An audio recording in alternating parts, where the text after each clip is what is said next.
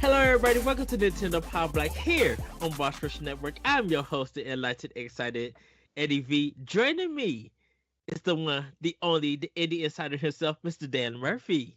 Hey Ed, how was your weekend? My weekend was fantastic. I had a little bit of a mishap, but I will talk about that a little bit later. But it was completely awesome.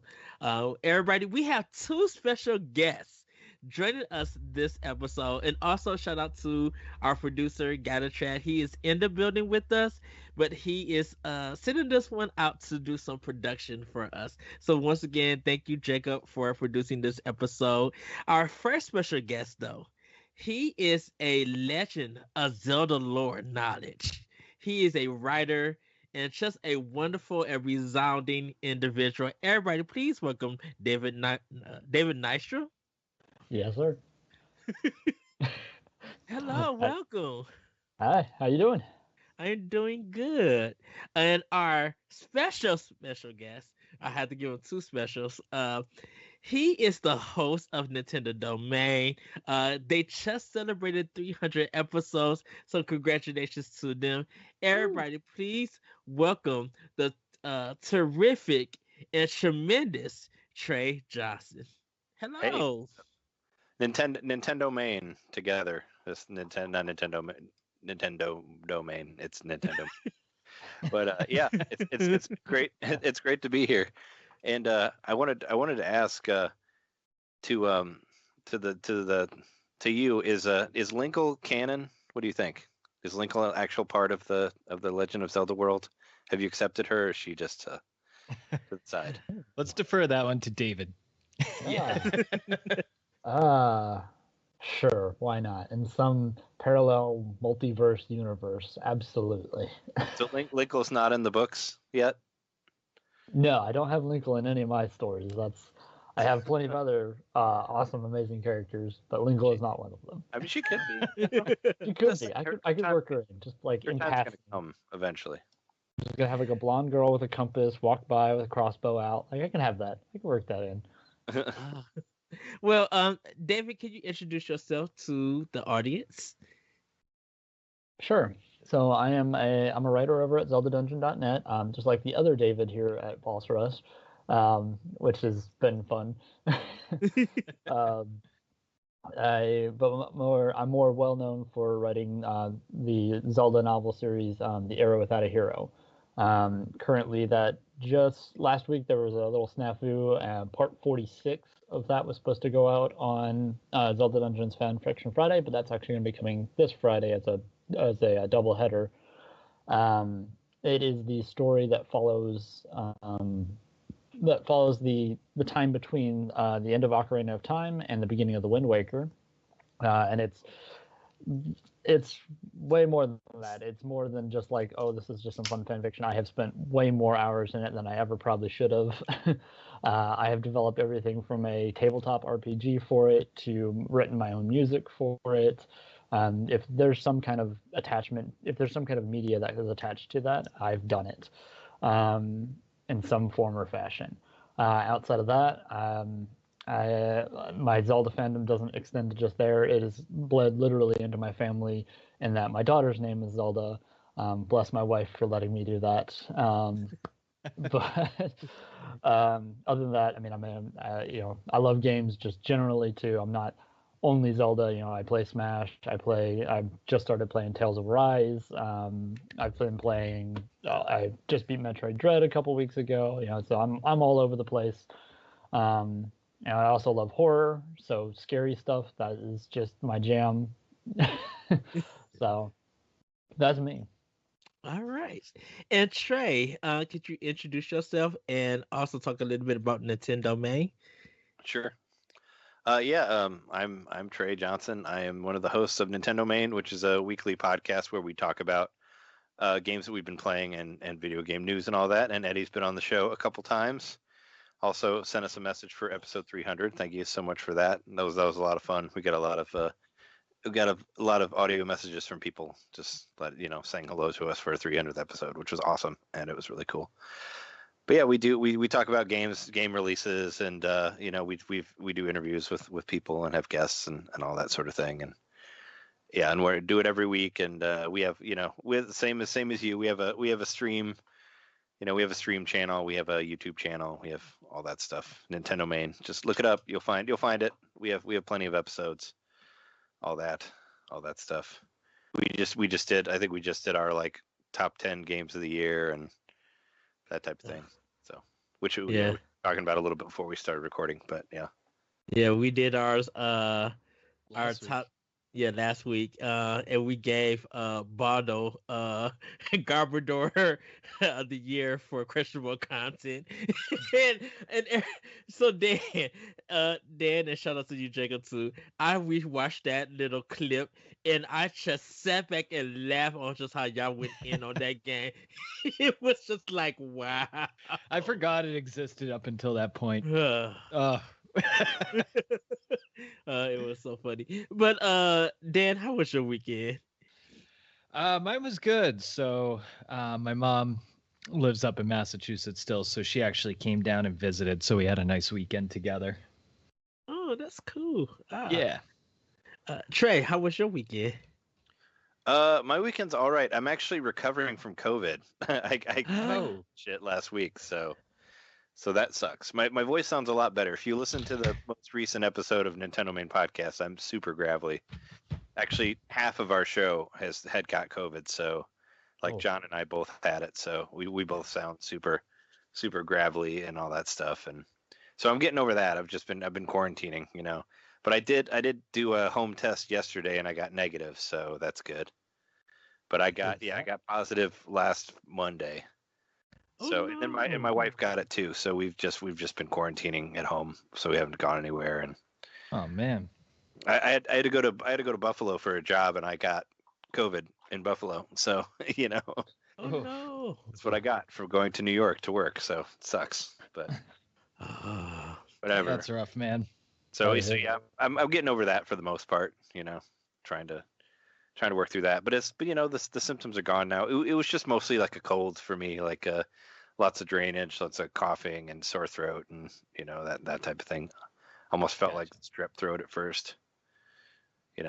Somewhat of a headache, but no fever, that type of thing. But yeah, so I'm getting through that. But I've been hanging out and playing games and stuff like that, staying at home. So just so happy. How was your weekend, David?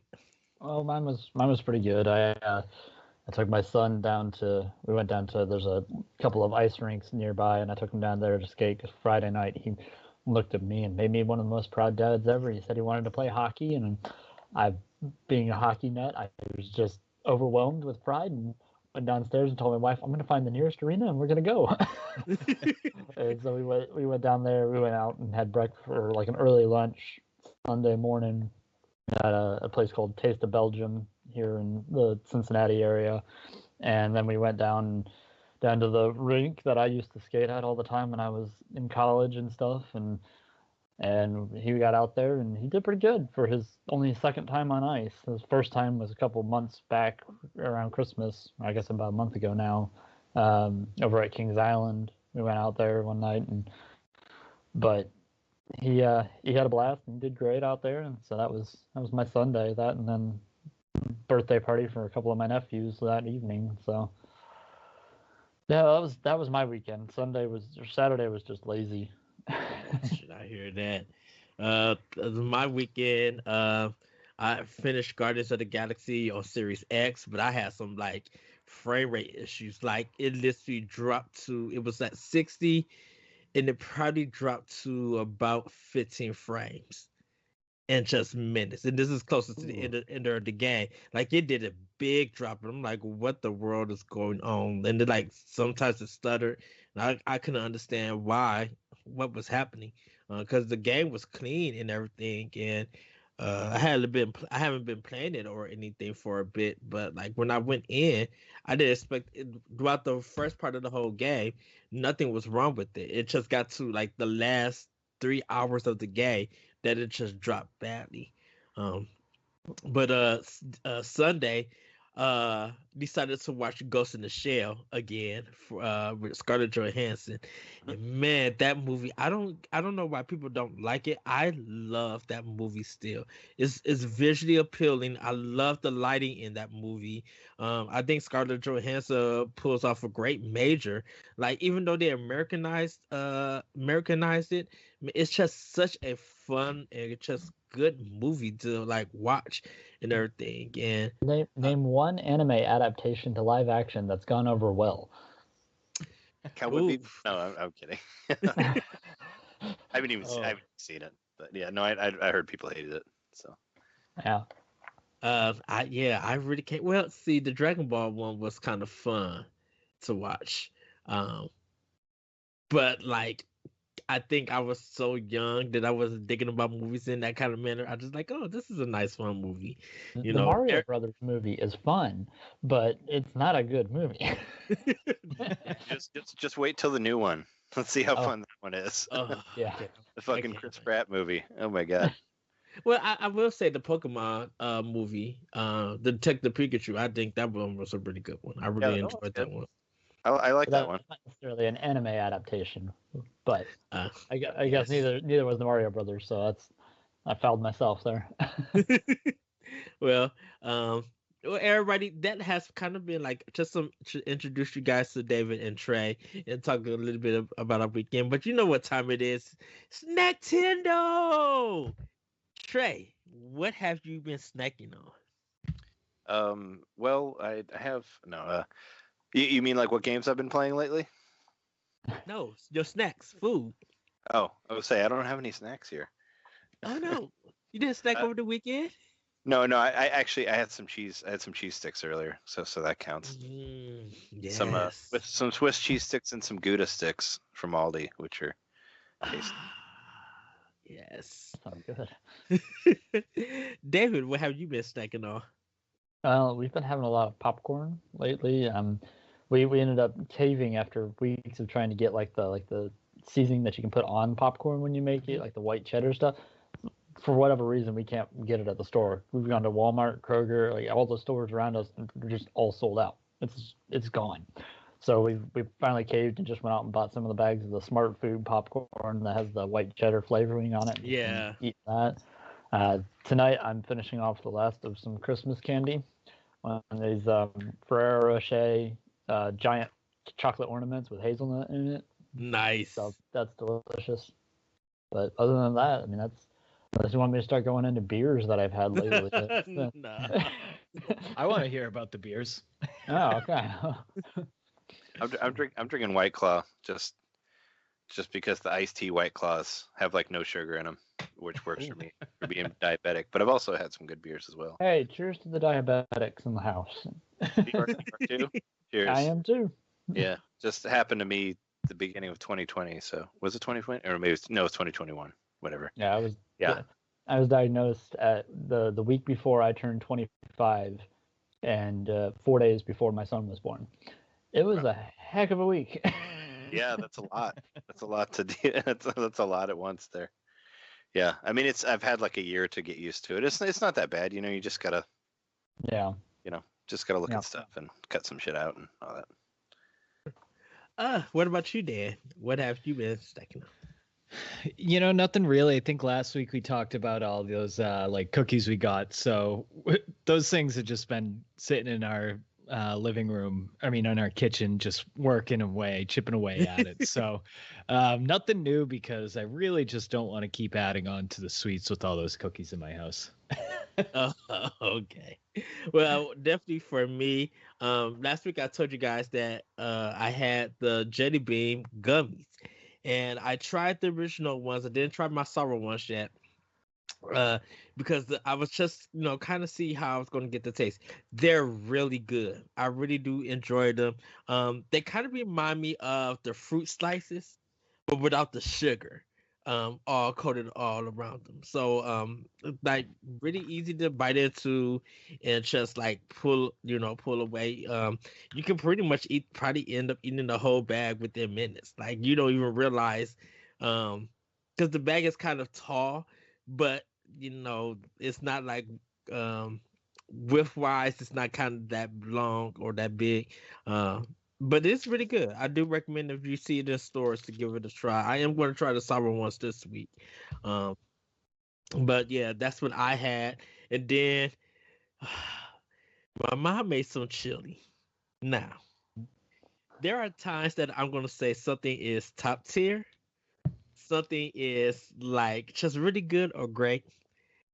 Her chili was anointing, like literally anointing it. It's the kind of chili that I had a bowl that made me want to sit and have a talk with God to be like, how, because it was. Oh man, she had this the certain kind of Italian beef that we only could get at the certain meat store. She had the sausage, she had the beans, and she just had this some tomatoes and stuff. But she slow cooked everything for like 8 hours, and just all the juices and everything just tasted so, because it wasn't like ground beef in it. No, this was like some real good Italian sausage. She just everything collided, and I was just like, I wish I had some rice or some cornbread. But when I was eating it at work, because I had to take it to go, by the time I was getting ready to go to work, it was done cooking. So I got a bowl and went on to work.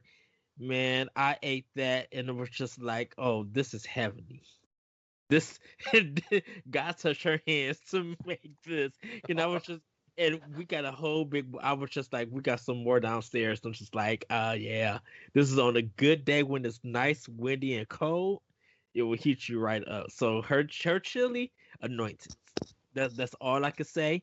You guys gonna have a meal someday that's gonna be so good that you're gonna be say, "Who? This is heavenly." No, now. Now. I've been there.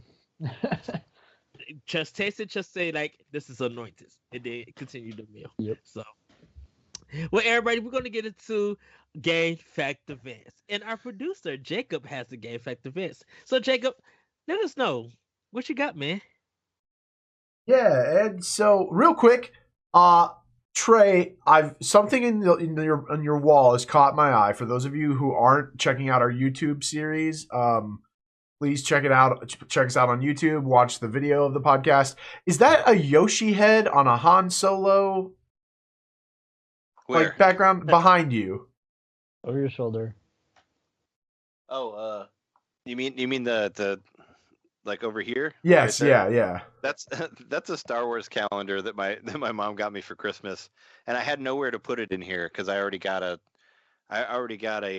Totoro calendar for the other room, so I kind of just like stuck it in the middle of my Nintendo Power wall here. So it's just it's Han Solo like in the middle of a bunch of Nintendo Powers. Okay, is what is over there. Okay, it's the picture's weird. It has like his head and then like a blue circle and then like the rebel symbol and all that. So okay, because the blue circle very much makes it look like Yoshi's nose, like his bulbous nose. And I thought you like plastered a Yoshi head on Han Solo's body. I could do that. That's an idea. I should do that actually. Okay. Yoshi shot first. Yeah. Yeah. Well, be an idea there. I mean, it does. Yeah. I guess from looking at it back there, it looks like it. So yeah. It's similar to that vein. I've been thinking a lot about cameos lately, and also about Kirby because we got some hot new trailers for Kirby and the Forgotten Land. And that got me thinking about, like, more importantly, about what Nintendo series has had the most cameos in it. And while unfortunately that amount of research was a little bit too long for me, I did want to point out the fact that Kirby has 14 different Nintendo series games cameoed in one game, which is Kirby Ultra Superstar Ultra, I think is the name of it, for the DS, where it features in the Great Cave Offensive, something that everybody knows about. It became an awesome Super Smash Brothers stage. Well, love it or hate it, I guess. It's super big. Some people don't like that. But like I said, it features 14 different Nintendo series, including the Triforce from Legend of Zelda, Kong's Barrels from Donkey Kong, a golden watering can from Animal Crossing, Mr. Saturn from Earthbound, the Falcon from Fire Emblem, a Koopa Shell from Mario, Captain Falcon's helmet from F-Zero, the screw attack from Metroid, just to list a few of them. But it just the idea that like that many little things got into a single game that wasn't Smash Brothers is super cool to me. I hope that we get a lot more because we used to, right? Like in the SNES days, we got a lot more kind of crossing of worlds, and I hope that we start to see Mario RPG. Yeah, that's the big one. The sleeping in the bed. Yeah, I missed that stuff. Like, well, yeah, like seeing like Link and Samus like in the different inns and stuff like that. Like Ocarina of Time, where you look through the window and see the Mario pictures in the castle. Yeah. We don't get a whole lot of that, and so I'm hoping there's going to be more of that coming. On. They could put some weird Star Fox shit in Bayonetta 3, right? Like they did with Bayonetta 2, where like where she's just on an R-wing for like no reason, like in the middle of that game. So you could make that happen in the third one. Fox, Samus, and Captain Falcon, just give me those three in one game somehow, because that only makes sense. Yeah, they need to blend them all together. What they kind of did with what Star Fox Command on DS, where you had that ending where like Star Fox becomes an F-Zero racer.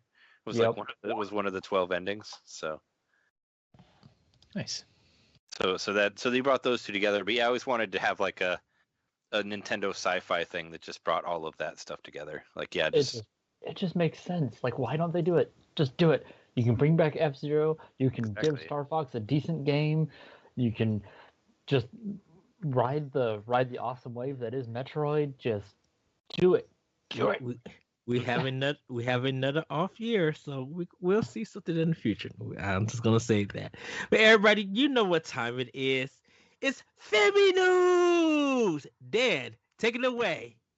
All right. So we'll start off with the games releasing this week that, like we usually always do. Coming out today, I don't know if it's out yet or not, but Shadow Man Remastered. It's a 3D action horror game from the N64 PS1 era, and it's $19.99 on the eShop. Ed, I feel like you must have played Shadow Man, did you? Yeah, I remember it, but I did not play it because I think this was Play. Yes, it is. It is available for on the eShop right now, Dan. Yeah, so that one got a facelift. Guild of Ascension. Oh, go ahead. I was gonna say I played it. If you wanna know about Shadow Man. Oh yeah, let's hear about it. Did you like it? Oh, I played the shit out of Shadow Man in college. Like I love that game. It was I played it all the way to the end. Interestingly, I even had I had a friend of a friend who bought a wrestling ring, like a professional wrestling ring, and Okay. I did professional wrestling for like a month or so, and I was my wrestling name was called Legion after the villain from Shadow Man.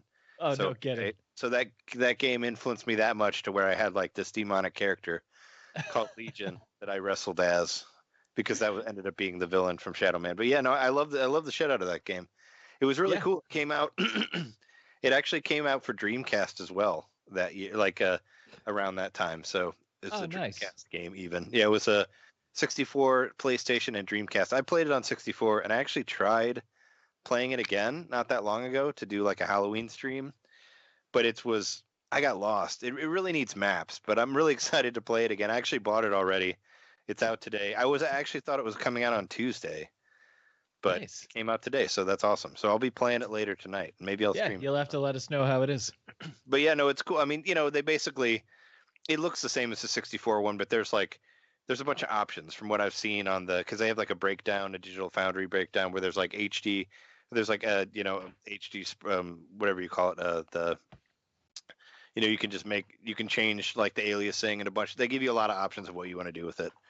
If you want to play it as the old game or if you want to add stuff. And I'm definitely excited about playing it with dual analog because you couldn't do that in the original one. So cool. But it's definitely worth a look if anybody. And it was based on a comic book also, which was cool. I read some of that comic too back when I was in high school because I was into that shit. But yeah, it's a great game. Sweet. Yeah, and then on Wednesday we got Guild of Ascension coming out. This is more my speed, a 3D tactical RPG with roguelike elements. That one's $16.99. RPG Golf Legends, that comes out on Thursday. It's an action RPG with golf in it.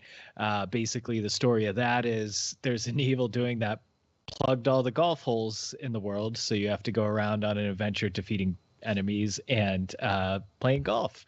So that's $29.99, and it's on sale for $23.99. And then we got Windjammers 2 on Thursday as well. That's a sequel to the original. Any of you guys play Windjammers? I played a little bit. I played a little bit on the Neo Geo in arcade. Yeah. I remember it back then. I'm interested to see if this will be fun and play it online. And then this one I thought was kind of funny is The Company Man. It's coming out on Thursday. This is another indie game. It's a classic action platformer where you play as the average salary man named Jim. Probably Jim from The Office. Hit your crazy coworkers with a keyboard, shoot your evil bosses with emails, and buff up with coffee beans at the Good Water Company. Survive the struggles of working life and fulfill your lifelong quest to be CEO. It's $19.99, and if you get it today, it's on sale for $17.99. So those are all the games coming out this week. I know one of us is getting Shadow Man. You guys getting any of these other games? I might definitely check out Shadow Man, being a horror junkie. That's sounds like something my wife and I might get a good kick out of. Nice. It's definitely got a lot. I mean, I've talked about this before on other podcasts, but do you ever play Doom 64? I'm sure you played that game, right? I Yeah, have. a couple of times, yeah. It's like I think it's one of the best Doom games. Definitely one of the best 64 games.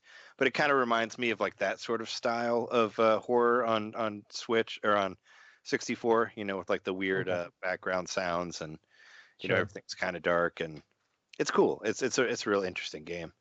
I was definitely interested in that golf game for sure, the action RPG golf game, because I'm a sucker for golf games. Mhm. And also the golf game sounds like Caddyshack, the game. yeah, it's almost like it's like golf is it's like golf is outlawed. So it's Right. It's almost like Footloose, the golf game or something, where you have to. I'll probably be picking up RPG Golf Golf League. Legends.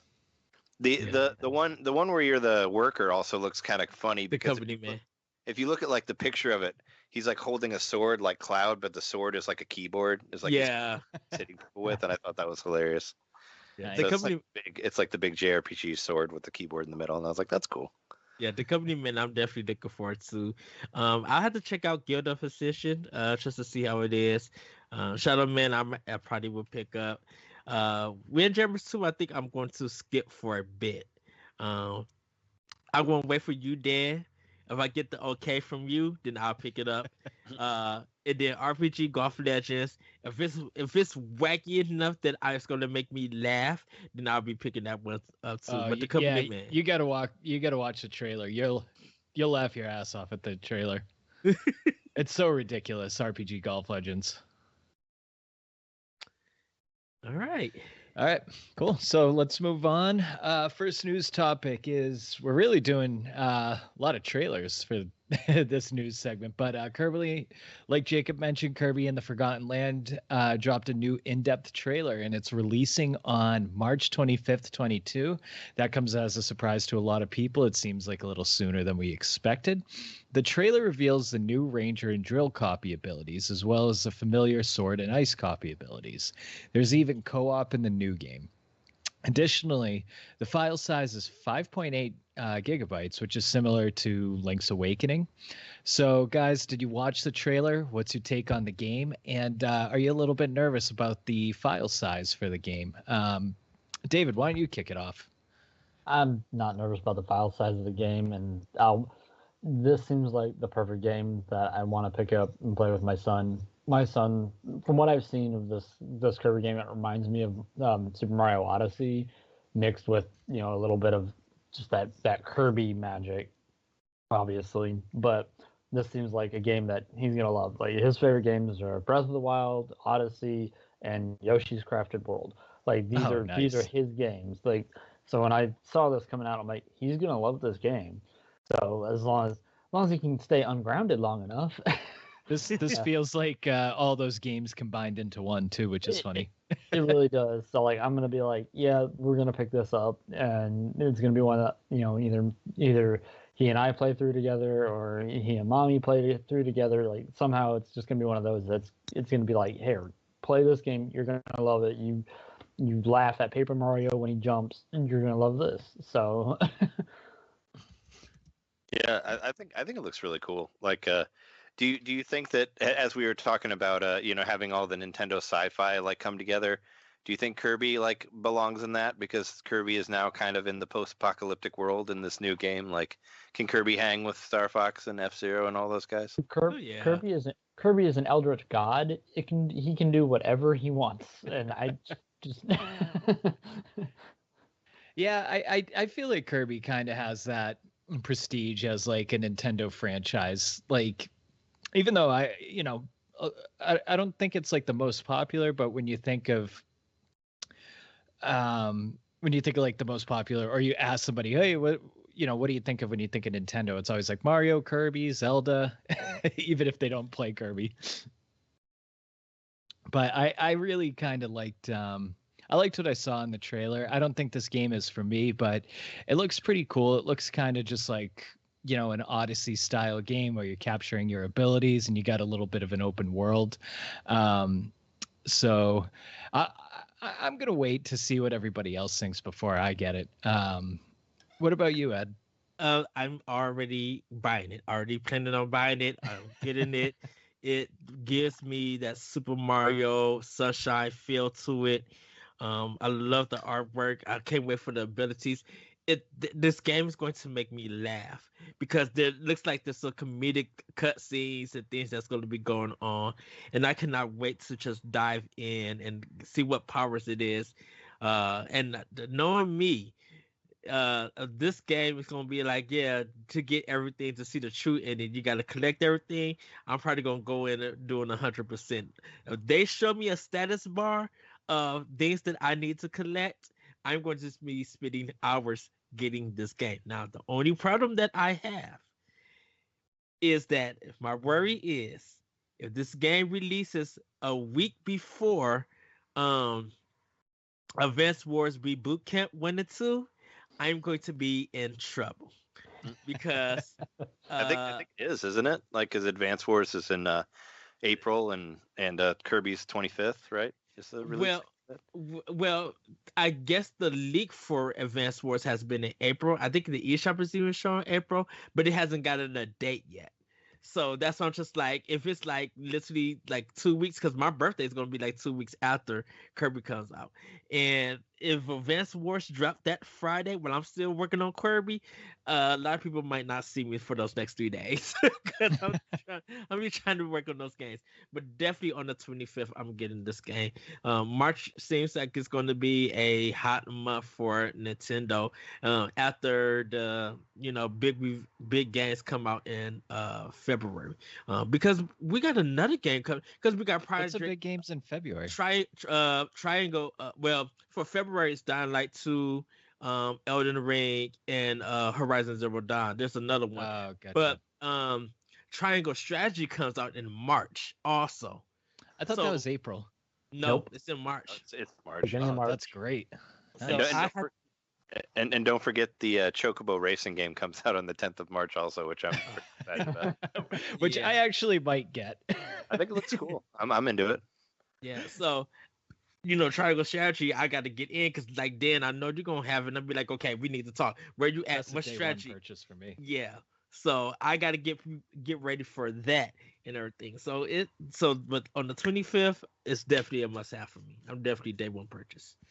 I think the big thing for Kirby, I'm afraid of, I just don't want it to be too short. Like fucking was it Star Allies was like so short. Like I beat it in one sitting. Like I was really upset. I know they added stuff later to it, but it was too easy and it was too short. Like I beat it in an hour. It's like, oh wow, is it really that quick?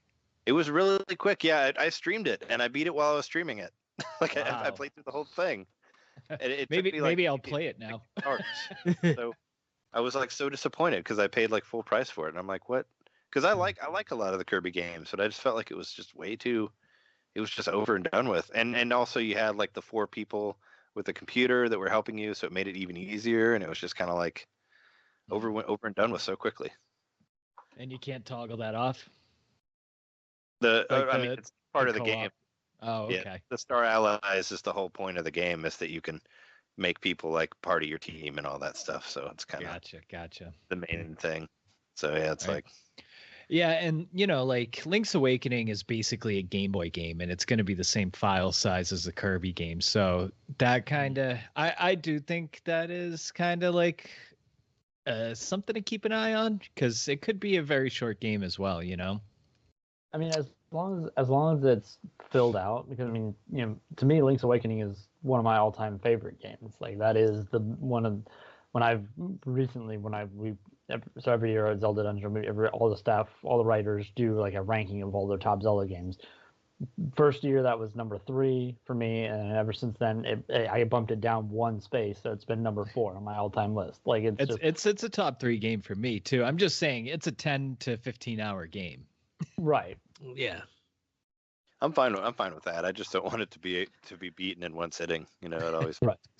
Yeah. Cool.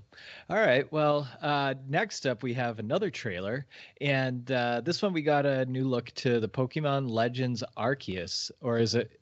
Did they say Arceus? I think they did. Yeah. Arceus, yeah. The 13-minute trailer explains several aspects of the game, including noble Pokemon, how to interact with capturing wild Pokemon, character customization, and more. We still don't know a whole lot about the game, even with that 13-minute trailer. So, guys, I don't know if you're Pokemon fans. Does this catch your eye? And is there anything else you're expecting from it? Ed, what do you think?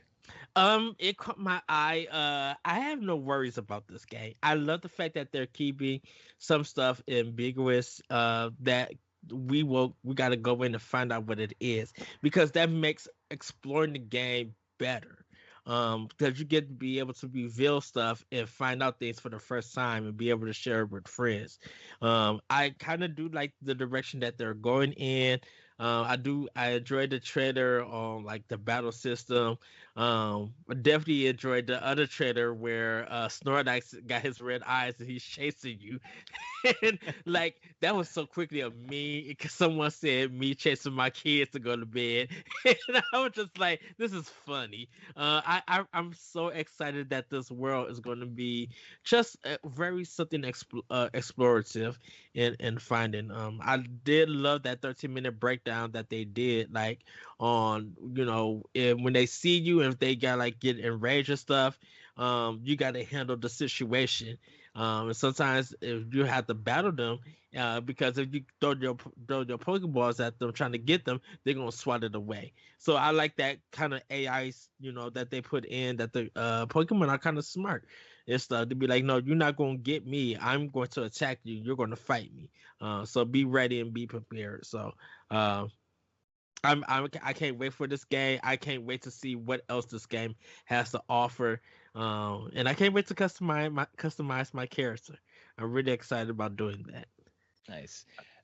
Just a quick shout out to the chat. They've been kind of talking a lot about the Kirby game. Seamus the Kilted Gamer, he tells us that his favorite Kirby game is a tie between Nintendo's Kirby Adventure and Kirby Dream Land 2 for the Game Boy.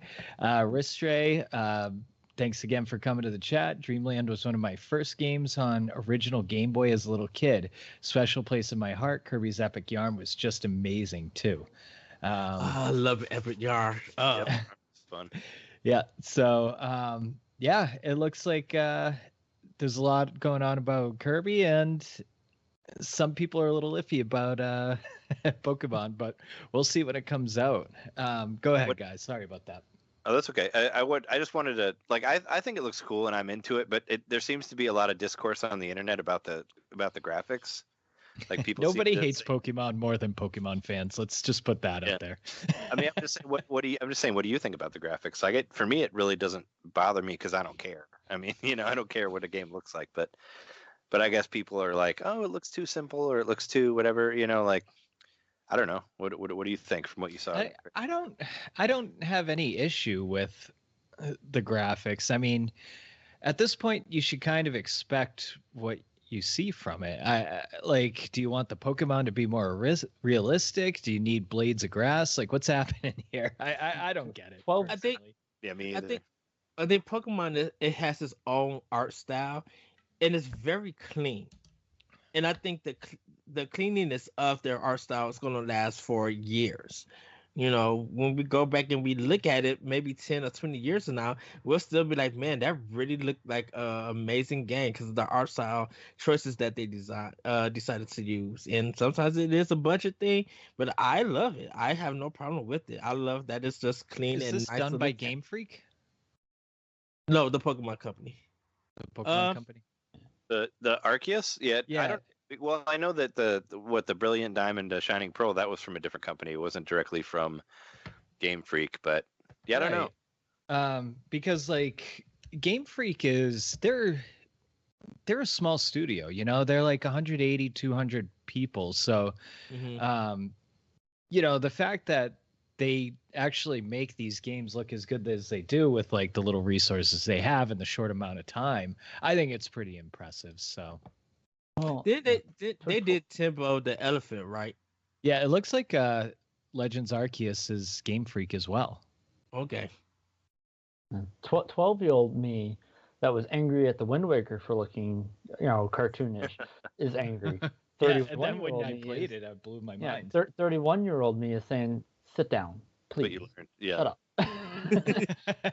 I mean, I've been excited about it since I first heard about it because I just like that they're changing it up. Like there is kind of like some sameness to all the Pokemon games, and I want something a little bit different. And I like how they changed the battle now, where now you can like have your Pokemon fight for a little bit, but only for so long, and then you have to kind of fight them as yourself walking around in the game. Like there's some cool ideas there, and I really like the exploration. I love any game where you can fly around in an open world or pseudo open world or whatever. So that's great. And that shark thing, the fish that like lives off the death of other fish, that's awesome. Like Yeah. that's super metal. Like if you've if you've read up on that, on like the reason, like the fish thing that you swim around in is like living off of the deaths of these other fish that it's eaten. I'm like, that's cool. Like I didn't know they were getting so dark there, but I'm into it. Yeah, I'm 100% on this game. Yeah, and I heard rumors that it's going to be more like Monster Hunter style versus like a full open world like Breath of the Wild, where you kind of go to your areas and able to explore around and everything, and then come back to a hub. But again, we don't know enough because that trailer didn't show us a lot. But anything else on this song, guys, or should we move on to the next? I can't wait to collect the new Pokemon. That's Snowlift. I think that's it. That's the one. He's like the Growlithe, but he has a little snow cover his eyes. When Nice. When they showed it, man, the artwork and the plushies that came out of just that direct or that trailer when they first showed it was like quick. So I'm expecting a lot of people to be doing a lot of artwork and plushies from this game. Nice. So next story, we're sticking on the topic of Pokemon. So LAPD officers are fired for catching Pokemon instead of crooks. Court documents had revealed details of a story of 2 LAPD officers who were fired from the force back in 2017 for playing Pokemon GO on duty while ignoring calls for backup in a near robbery in progress. As reported by Vice, officers Louis Lozano and Eric Mitchell, who had just had their appeal for reinstatement denied by a California judge, were in the vicinity of an ongoing robbery at Macy's in Crenshaw when they received urgent calls from colleagues to provide support. Instead, the pair relocated from the area of the crime in order to hunt down a Snorlax, as well as a rare Togetic, Togetic, in Niantic smashed game Pokemon GO. So that's a really funny story. I never played Pokemon GO. I guess it's pretty addicting. What do you guys think of that? Wait, you didn't, hold on. You didn't play Pokemon Go like at all? Like you didn't, never touched it, like even for a second? No, never downloaded it. Right. Never played it. I mean, I'll say, I don't know. I figured it was free. I figured everybody at least like tried it for a second. Like I didn't get into it, but I tried it at least. I'm surprised you didn't even like just take a look. And yeah, once never I caught even my downloaded dog, it. I'm just not, Pokemon doesn't do it for me. You know what I mean? I played Red and Blue when I was a kid. I actually recently tried Brilliant Diamond and just I couldn't get into it. But yeah, Pokemon's never done it for me. I'm not a big collector. I don't have any attachment to the Pokemon themselves, so yeah, it wasn't for me. Sure. Well, before we get on, I'm gonna shout out LaRon Dawkins, host of Crossroads. He actually wrote this article for Boss Rush Network, so you guys can go to bossrush.net and check out his article about the story. He did a fantastic job reporting this. I read this story and fell out laughing because I'm just like, how in the world do you not only lie to everybody, you got your phone and to go catch a Snorlax, while a crime is happening. Like, it could have been something serious, and y'all trying to get the sleepy time monster and everything. And I have a feeling that they're probably upset, and I think they're still playing Pokemon Go right now while they don't have no job. I feel like this was like ripped from the script of Reno 911 or something. that was my thought. I'm like, what in just Man, that was pretty funny though. I mean, Snorlax is cool. This is always one of my favorite Pokemon. So I mean, at the end of the day, is a Snorlax worth it? Maybe. I don't know. And then our last story is Awesome Games Done Quick. They raised $3.4 million to the Prevent Cancer Foundation at its annual video game speedrunning event. Awesome Games Done Quick, the most money ever raised at a single game event. The organization holds 2 flagship speedrunning events for charity every year. And it looks like this is the first time the fastest an organization has reached $1 million in donations, and they keep just getting bigger and bigger every year. Guys, did you watch any Awesome Games Done Quick? I know I watched a couple of them. Newer games that I wanted to see them do for the first time.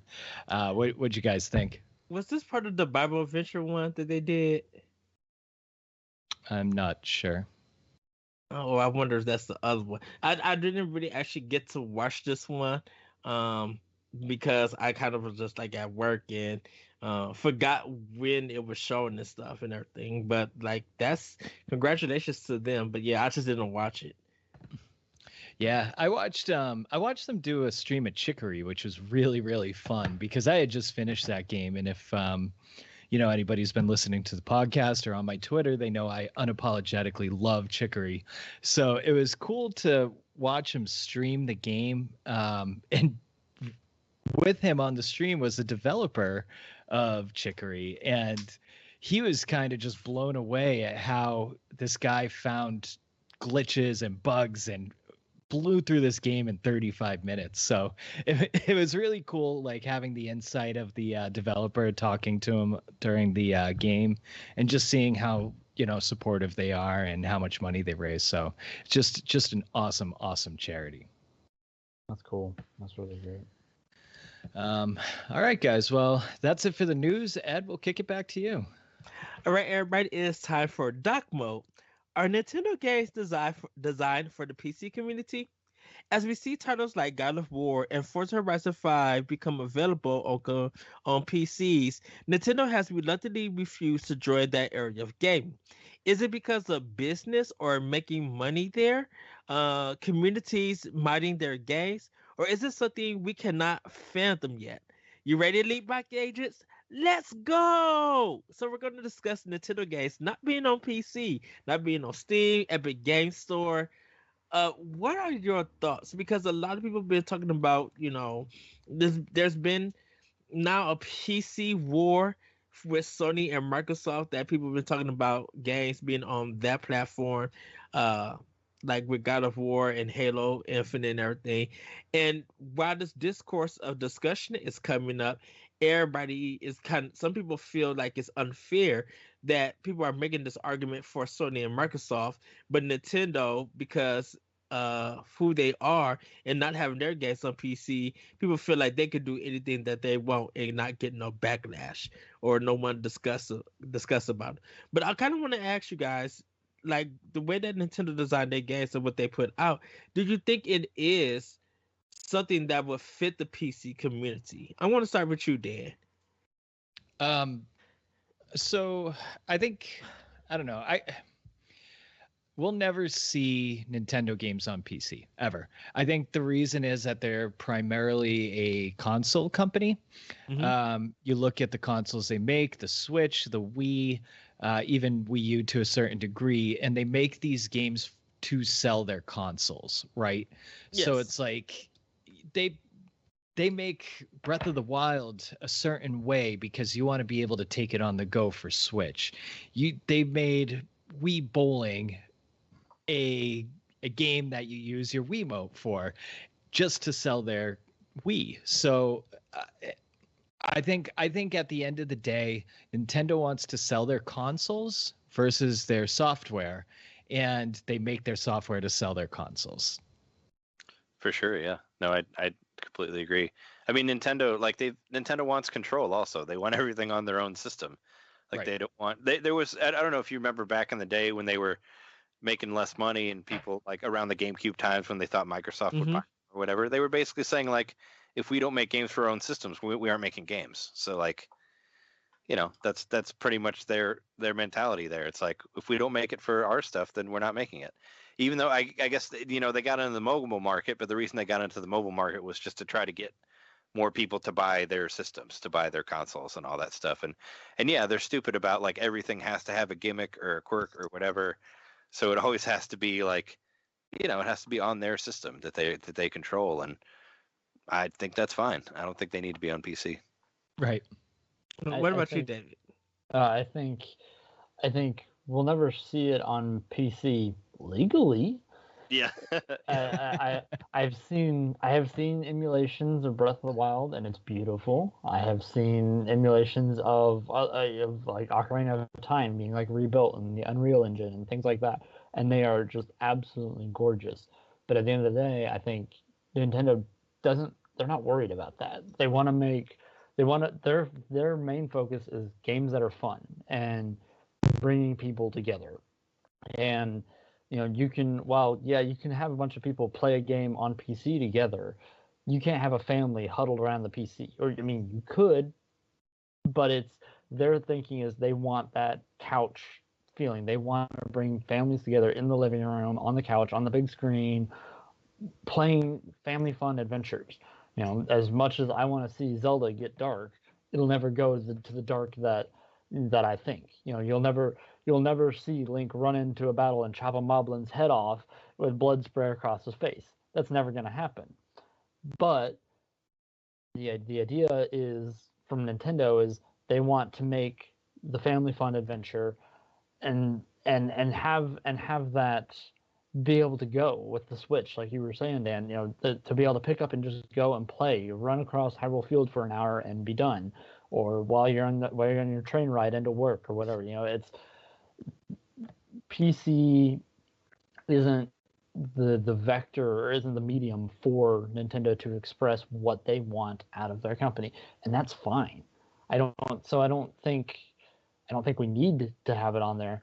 I think the people who really want it are going to find ways to do it, and it's going to look beautiful, and it's going to blow some of our minds away.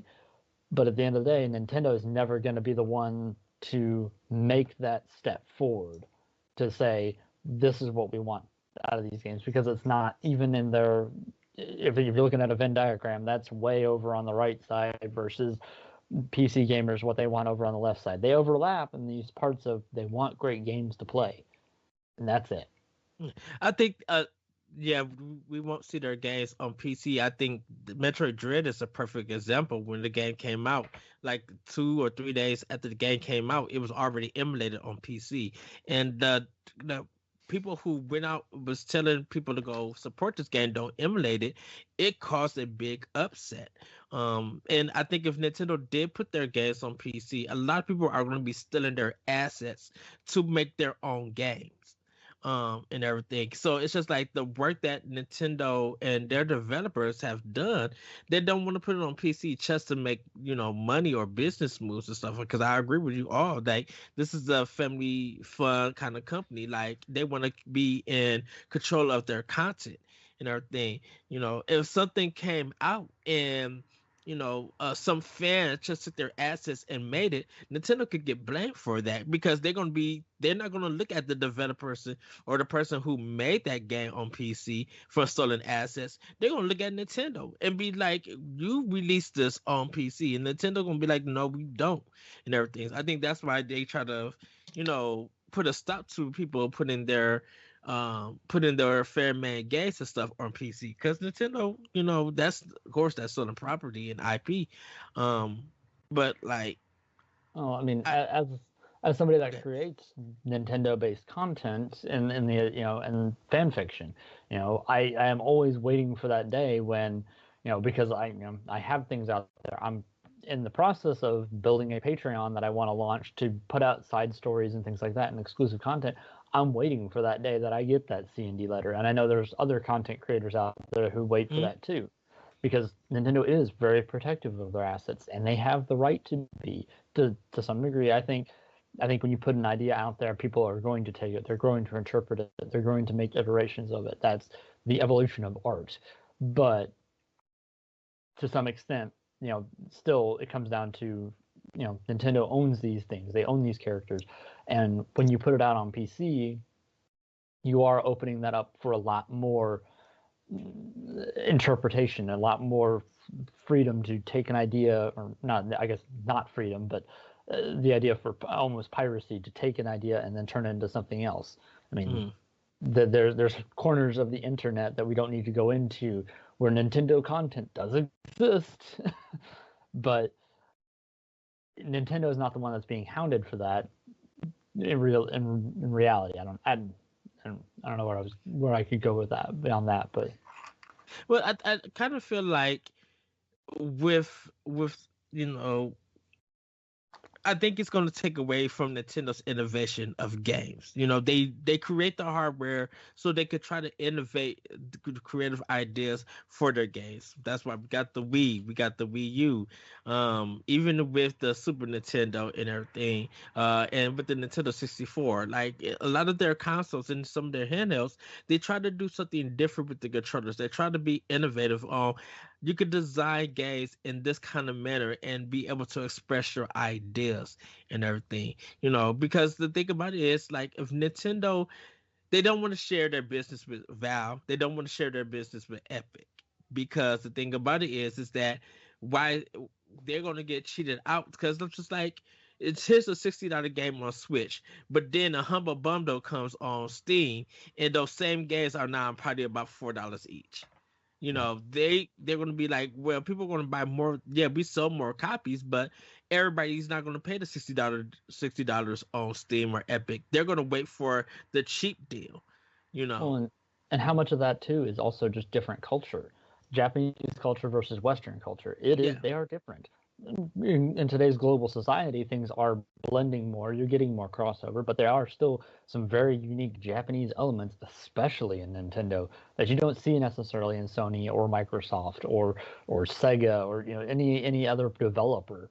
That Nintendo is very unique in that they have a lot of those Japanese philosophies still driving, traditional Japanese philosophies still driving everything that they do. And it's only just now that we're starting to see that sort of open up with the evolution of games that they've done. Like Breath of the Wild was, I'd say, the first real step in seeing that change. Metroid Dread has definitely opened up to, wow, okay, this is the game that a lot of people were just waiting for. Yeah, I think one funny thing to think about is Nintendo always seems like 5 steps behind the times with everything. I mean, we don't even have Bluetooth on our Switch. So wait, yes, we do, don't we? Didn't we just get that? Well, we just got it. We just got it. That's right. I mean, we have. I mean, well, all the controllers use Bluetooth, but I meant to say, like, we can't have we don't have voice chat with like Smash Brothers or anything like that. That's kind of where I was going with it. So yeah. I don't know if I want that. Yeah, it'd be nice, like, with your friends in an arena or something. You know what I mean? Oh, you don't use the app, man. You don't use that Nintendo app.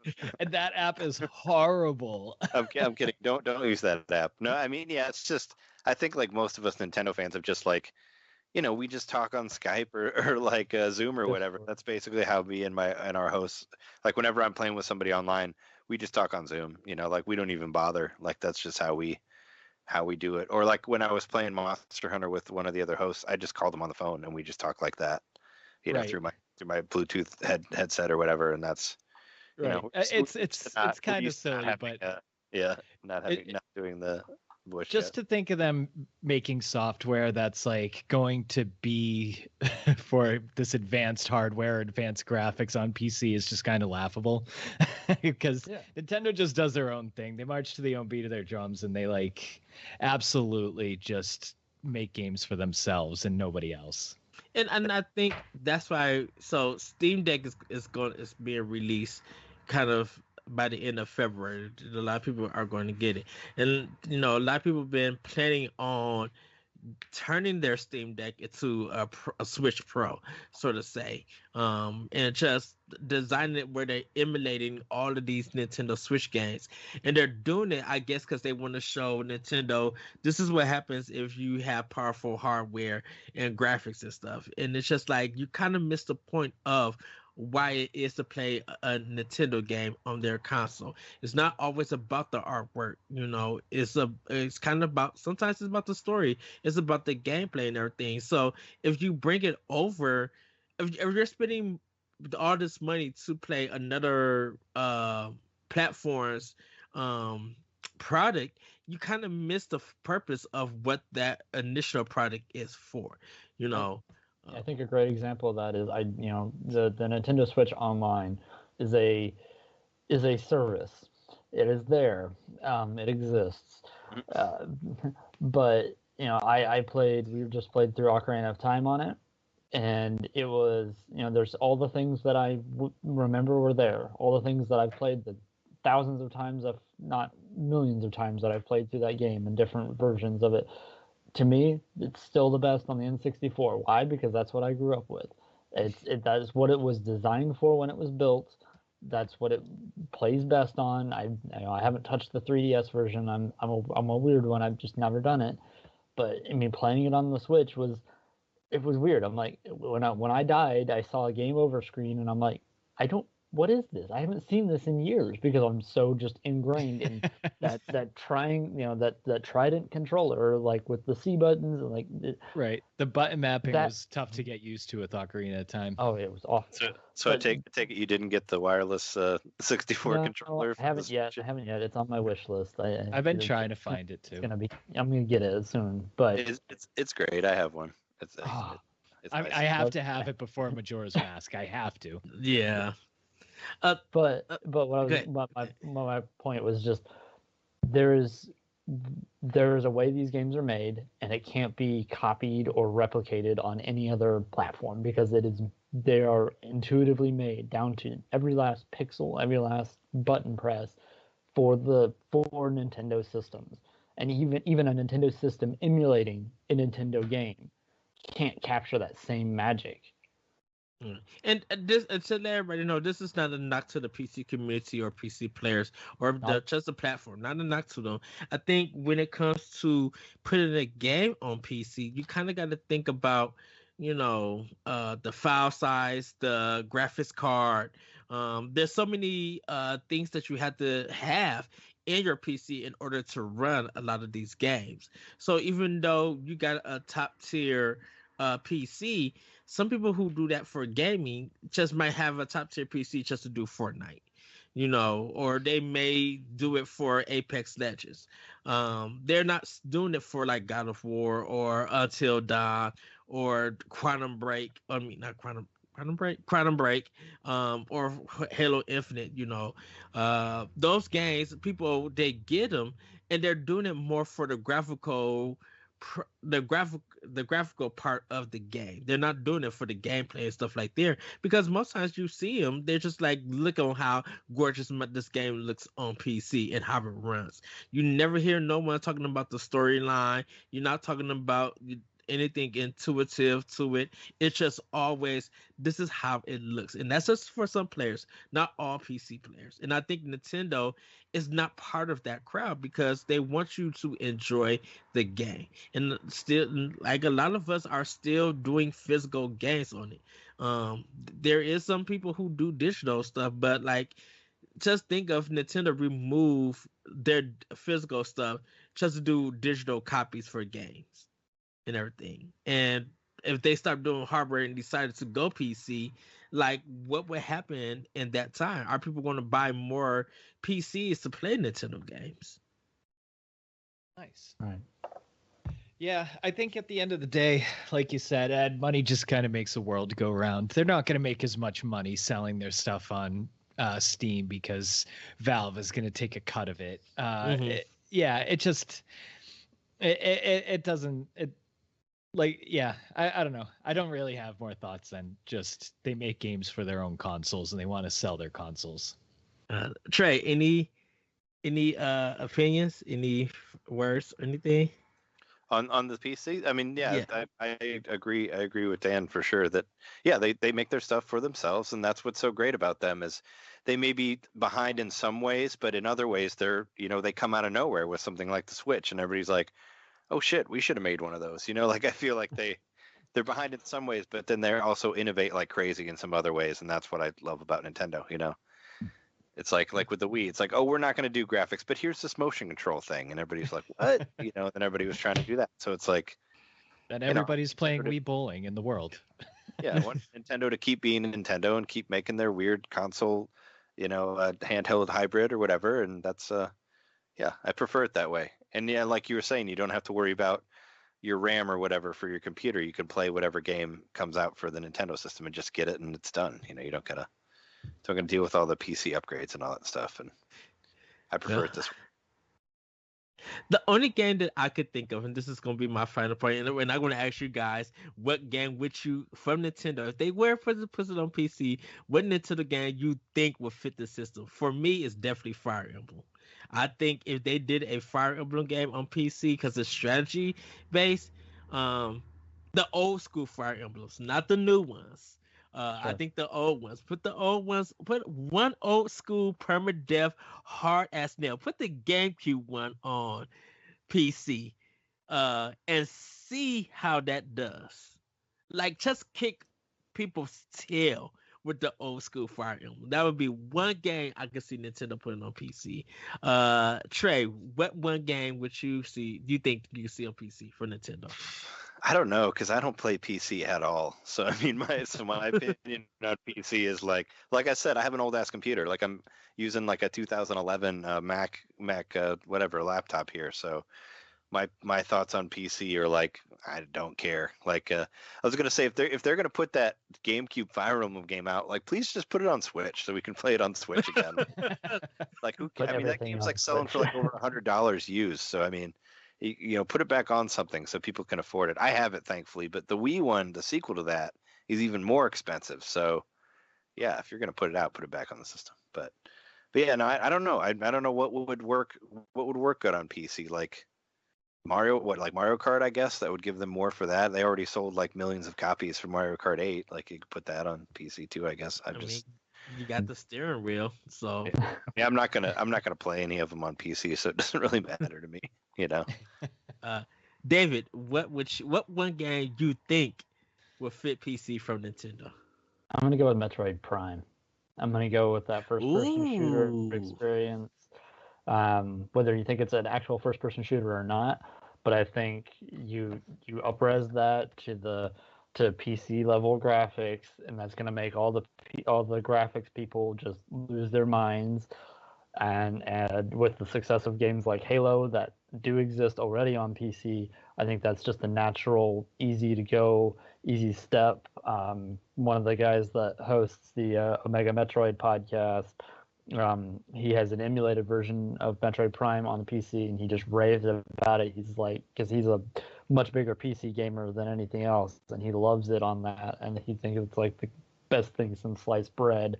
And so I think you appeal to what's popular, the first person shooter vibe and you give it that graphical facelift from the GameCube or the trilogy on the Wii. You up-res it to that. I think you've got a million copy seller on PC with Metroid Prime. All right. Dan, what won the game you think Nintendo could put on PC? I was gonna go with Bayonetta. I just like think of kind of like what David said, something that could be like a little more graphically enhanced, something that is a little bit on the more mature side for graphics and just basically the combat system. But like I've never really thought about it because it's just such a shot in the dark. But we get a couple of comments from the chat by saying, someone could see Shadowgate or Deja Vu being on the PC. Those point-and-click games would work well with the PC. And then Trey also says that they use their PS3 controller on their PC so they can play anything that doesn't need a special controller. Ed, what about you? What do you see on PC for Nintendo? I actually could see, so outside of Fire Emblem, I actually could see Star Fox. It's actually Star Fox Zero. That Star Fox would be a really good one. That was my other thought. Oh, you want Star Fox Zero, but it could control right and not like with the Wii remote? Shade. I mean, hey, I bought that game. I would love to see that re-released on Switch with better controls. Like, cause I wanted to like it, but it was hard. They made it hard, very hard. And they'll come out. That'll be the Star Fox racing game that was always rumored and never came out. Yeah, I remember that. Yeah, because like with the flight stick and everything, I think it would be so cool to use that. Because like you can't put like Rhythm Heaven on there. You can't put like Elite Beat Agents. Like you can't put no rhythm game from Nintendo on there. Because it's just like, how do I utilize things that's on PC, like accessories and stuff that could enhance the experience? Because that's the one thing, if you're going to do with a Nintendo game on PC, you want the experience to be enhanced and you want to feel different. Because if it doesn't feel different, then why even bother, in a sense. Like, so that kind of would have been Star Fox. So the Fire Emblem and Star Fox 1. Anything else, guys? Or we ready to wrap this up for Dark Mode? Put F-Zero on there just so I can see a new F-Zero game. Put that on PC because F-Zero. Just because I'm assuming F-Zero. I love F-Zero and I would love to see somebody give a shit about it because it's aside from just having a couple races in Mario Kart 8 as DLC, it's like, come on, guys. I could just re-release GX. That game was so good. The game. Bring that back in HD. I can see GX coming and someone mod the game Wipeout in it. So it's just like all these kind of hyper racers all together in one thing. I could just see someone on PC just modding the crap out of it. And everything. Shoot, who knows? They'll probably turn Smash Brothers into a Monster Hunter collaboration. Like Samus being the mess out of one of the monsters and stuff. Rathalos. Rathalos is in there already, kind of. You can't. Yeah. You can beat him up, but you can't play as. Yes. So anyway, that's gonna be it for Dark Mode. Now it's time for Playing with Power. David, what have you been playing with Power? Well, let's see here. Just a couple of weeks ago, I beat Metroid Dread. That was the word that I use to describe it is satisfying. I have always kind of sucked at 2D platformers. Metroidvanias have never really been great with me, but I was determined this game is amazing. I know how long Metroid fans have waited for it. I owe it to play this. I owe them to play this because I like Metroid. I love Metroid. Metroid inspired my non-Zelda novel series. The main character is literally just a carbon copy of Samus with a different hair color, basically. But so I'm like, I'm gonna play this game and I'm gonna beat it. I'm gonna do whatever I have to do to finally beat a 2D Metroid. And my God, it was just absolutely the most satisfying experience in a game I have felt in forever. Every time I achieved something, every time I get stuck, and then just to power through it, figure it out, take a step back, look at a guide a couple of times to be like, am I doing this right? Am I just totally missing something? once I got through every hurdle, like, I mean, it felt so good. And when I beat it, I was just like, you know, kept getting stuck, and I kept getting stuck, and I reached out to a buddy for some help, and as he was sending me messages for help, I got through it, I beat it, and I was just like, oh my god, I did it. And it was that game is just so satisfying. That if you struggle with games like that, try it, because when you achieve something in that, you feel like you've achieved something. I feel like it's weird to feel that from a game. Like, it's just been forever since I felt that. And so, I mean, that's the only Nintendo game I've been playing recently. My wife and I kind of go back and forth with Animal Crossing. She's done probably close to 70 houses now on the Paradise Planet. So, like, and I've done like Yeah, I've done like five or six, like, here or there. Like, there was like a horror themed hospital. I'm like, honey, you have to let me do that. They want a spooky hospital. Please let me do that. Like, I made the upstairs. There's just a chair with some blood around it and a single light bulb hanging over it. And I'm like, yeah. But, you know, and I was mentioning to Ed just before, you know, over on my PS4, I just started playing Tales of Arise about a week ago. I'm loving that. First night, it overheated my PS4, which was a whole new thing. So we started doing the turn it sideways in the entertainment center, like, it's more air through there. That's what started happening to my PS4. Well, like, I could tell, like, well, this game's really pushing my PS4 to the limits. And this is a new entertainment center that we got, and it's a little narrower space where the PS4 is sitting. And I'm like, as soon as like, I tried to walk into an area, and it just brought up this blue screen that says the PlayStation 4 is overheating. Oh, gets up and turns it. I'm like, we're gonna let it sit for a minute. That intro to that game is still so good. That theme music. Oh my gosh, yeah, I have to let it play every day. Like, every day I'm playing, I'm like, all right, I'm gonna shut the game off. It goes back to that screen. I'm like, I'm just gonna let it sit for a minute. I can let that play. Yes. All right, Dan. So, you good, Ed? Yeah, I thought somebody was saying something, so that's why. All right. Yeah, I finished. So I finished Paper Mario on the NSO expansion pack. That game is a blast. It just holds up so well, surprisingly. Yeah, I'm really happy with the expansion pass. I love the N64 games that are on it. I've probably already gone about 55 hours out of games on that. Yeah, so it's been good to me.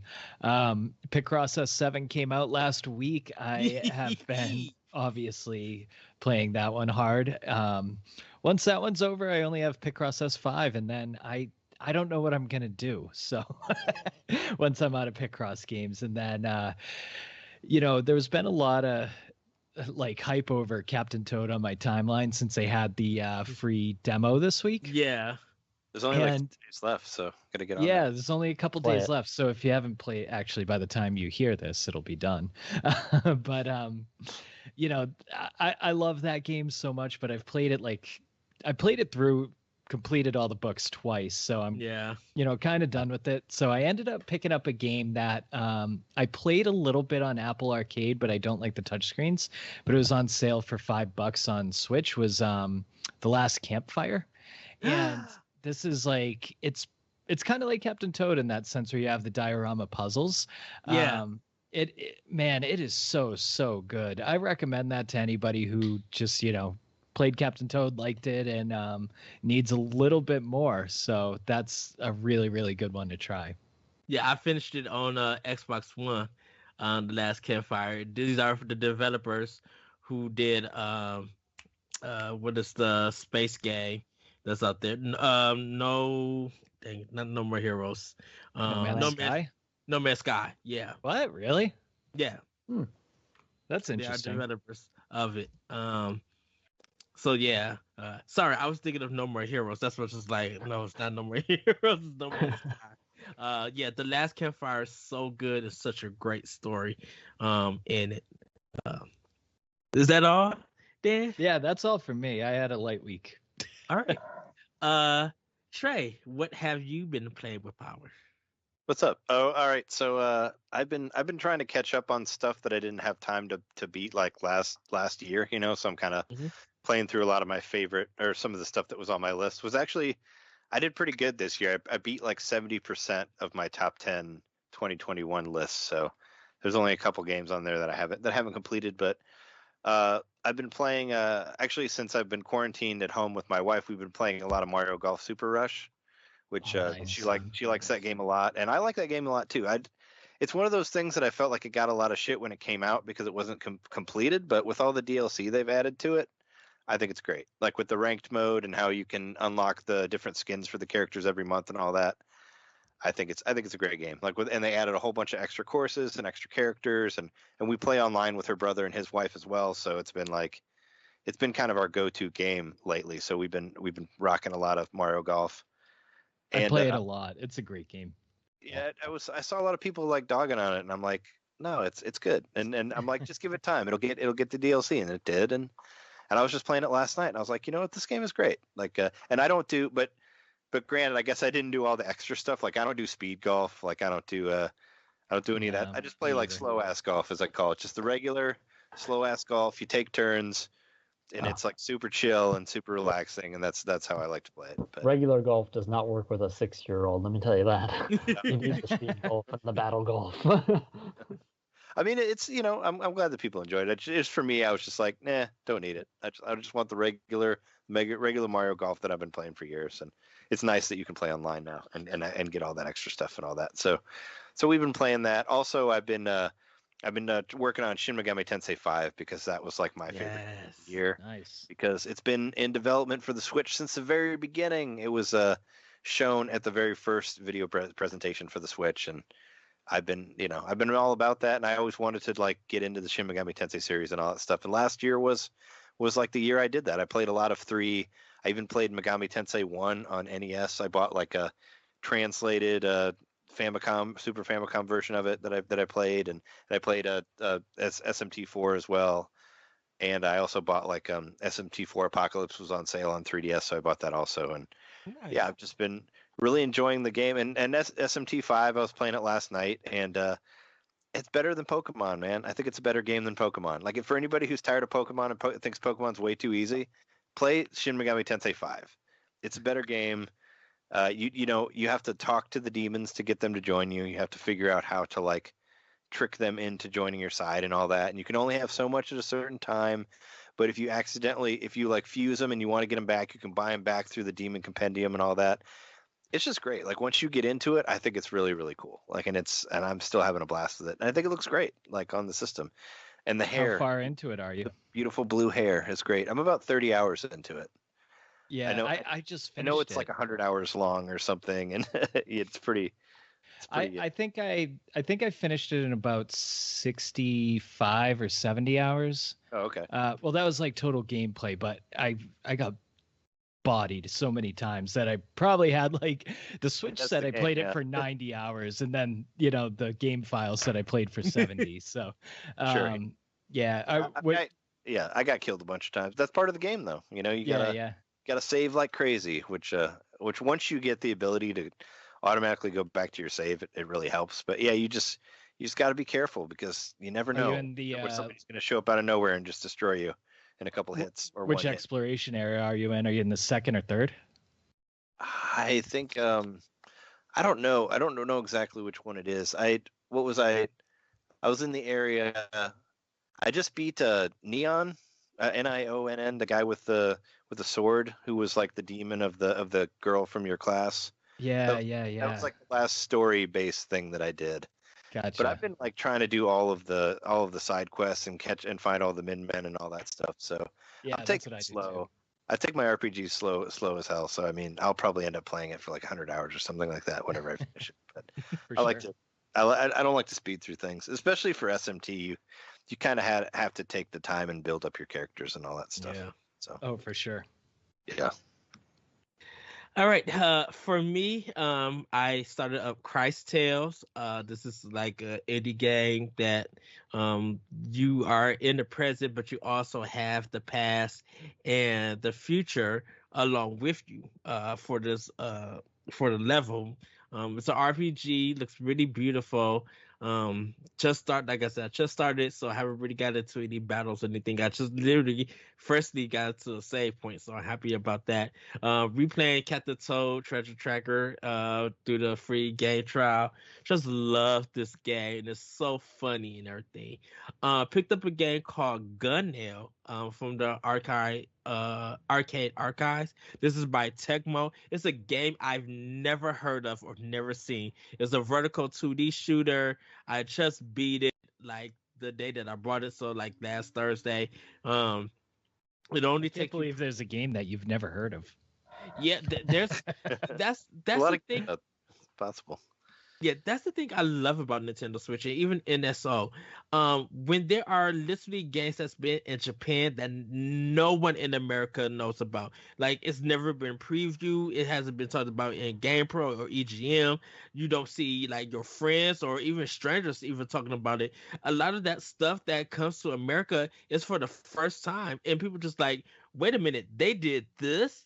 And you just literally be shocked that the games that's been in Japan that just never got mentioned or anything, they show up in America. Like I've never known Tecmo to do any shoot 'em ups at all. This is the first one that I seen them that they ever done. So playing it and beating it was just like, man, that was an experience, and it was kicking my tail. It is a bullet hell kind of game. I'm like, wow. Super Smash Brothers Ultimate. Started doing the spirit board again, trying to unlock stuff, playing as Ryu, getting my tail beat, but like just enjoying that game. A little bit of Chasm I was playing. And now then, are you ready for this one? Oh boy. Eternal Radiance. Oh, how is it? It is some janky nonsense. Really? Did you buy it when it was on sale for like $2 or something? I saw it was like heavily discounted for a minute. It just came to Switch. So Oh, okay. I no, just that's a different one then. Yeah, so I just brought it on Switch. This is kind of like a indie action RPG kind of thing. They talk too much. It is a lot of dialogue, and I was just skipping part of the story and everything. I'm just like, I want to get in. Dan, it took me almost 2 hours before I even got to do any of the role playing game. What? That's how much. That's how long the talking was. And this is not cutscene stuff. This is actual dialogue boxes. And I'm just like, Man. oh, Cool. you got to be kidding me. Because you can't. It's like almost like a visual novel at some parts, and you just like you're watching it. It doesn't have auto scrolling for the dialogue. So you Oh. you could skip everything and go on, but you miss the story. You miss the narrative of what they're gonna say. So I'm just like, I got to get through a lot of this stuff because it's very JRPG. When I finally got into actually doing all of the fighting, the only sound effects you hear is you as your character swinging the sword. There are no grunts from the enemies. You don't even say a yata. You don't say no sound effects. And it was just like, oh my goodness, this is so basic. And the camera moves around, which affects your gameplay because you'll be fighting some enemies and they're not, and there's other enemies that's on screen that you can't see. So you can get hit. And so while you're fighting them, the camera moves and you're not even pressing the right stick for the camera. You could do lock on targeting, but it's just like, wow, I understand this is independent, but y'all spent money on the dialogue localization and this wannabe Japanese anime. Because the gameplay portion of it is questionable content at times. And so I'm like, I went in hoping that this game would, because I love action JRPGs. I was hoping that this game would be satisfying. I'm going to stick with it. I'm going to finish it because I don't know how long it is. But man, it is some janky mess. It's very average if I had to rate it. Like I would give it maybe 3 Yoshi coins out of 5 if I had to rate this. Well, 3 out of 5 is not horrible. It's not horrible. But man, that's a big disappointment. I really had my eye on that game, and I was actually thinking about picking it up after I finished Last Campfire. So I'll wait to hear back from you. Yes. So that's pretty much what I've been playing at this time because Pokemon Legend comes out next week, so we'll probably be talking a little bit of that later on in February. But yeah, that's pretty much what I've been playing with Power. And everybody, that's pretty much the episode. I want to thank you, David. I want to thank you, Trey, for joining us. David, go ahead and plug. Where can people find you? So you can look for my stuff, obviously, over on ZeldaDungeon.net. But if you're more interested in my my Zelda story, The Arrow Without a Hero, you can follow either me on Twitter at DaveWayne09, or literally all you care about is my Zelda story. You can follow me at Zelda Tewa, which is Zelda and then capital TEWAH, which is just the acronym for The Arrow Without a Hero. Other than that, I do have a website for it. I just haven't updated it in forever, so I'm not gonna bother plugging that.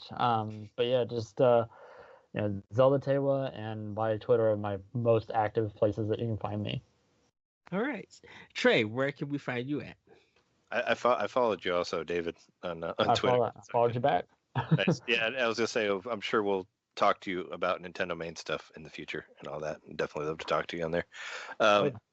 Yeah, for NintenDomain, like I said, if you Google NintenDomain, you'll find a bunch of stuff on there. On Twitter, I'm Ninten_domain. That's my Twitter name.